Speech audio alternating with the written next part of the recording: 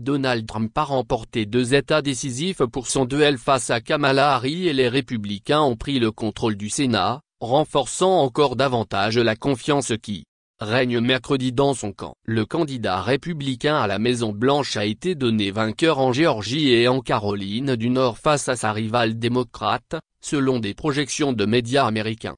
L'attente continue dans les 5 autres États susceptibles de faire basculer le résultat de l'élection, tandis que d'autres États, où il n'y avait aucun suspense, ont livré leur verdict.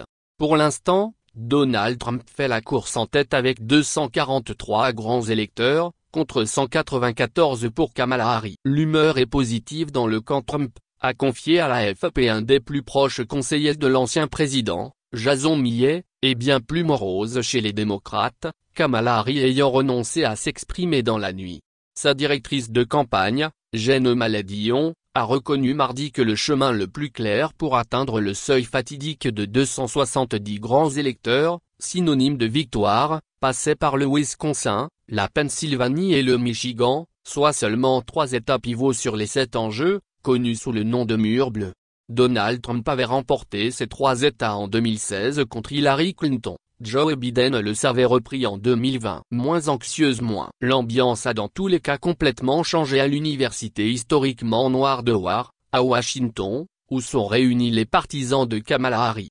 De festive, l'atmosphère est devenue tendue, a constaté une journaliste de l'AFP. Charlene Anderson, une électrice quittant les lieux, confie « J'ai peur, je suis anxieuse maintenant. J'arrive à peine à bouger mes jambes ». Dans les autres États ayant déjà livré leurs résultats définitifs, aucune surprise. Les 2 candidats ont engrangé selon les médias une série d'États qui leur étaient promis, le Texas, le Kentucky, la Virginie occidentale, la Floride, le Missouri, l'Oklahoma, le Mississippi ou la Louisiane pour l'ancien président républicain. New York, l'Illinois, la Californie, le Massachusetts, le Colorado et la capitale Washington pour la vice-présidente démocrate. Nul ne sait combien de temps il faudra avant que les médias n'attribuent la victoire finale dans ce duel opposant Kamala Harris, qui serait la première femme élue à ce poste, à Donald Trump, condamné au pénal, visé par de multiples poursuites, et qui n'a jamais reconnu sa défaite en 2020.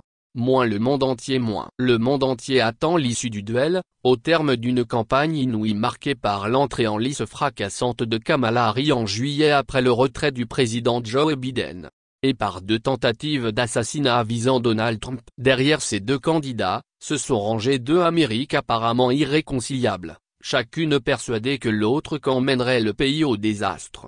La vice-présidente de 60 ans a peint son rival en dictateur fasciste en puissance et en danger pour les droits des femmes. Donald Trump a décrit son adversaire comme une dirigeante faible et bête, laxiste face à l'immigration illégale et la criminalité. À travers le pays, la tension qui entoure le scrutin est visible, dans certains bureaux de vote transformés en forteresses, dans les hautes barricades qui entourent la Maison-Blanche.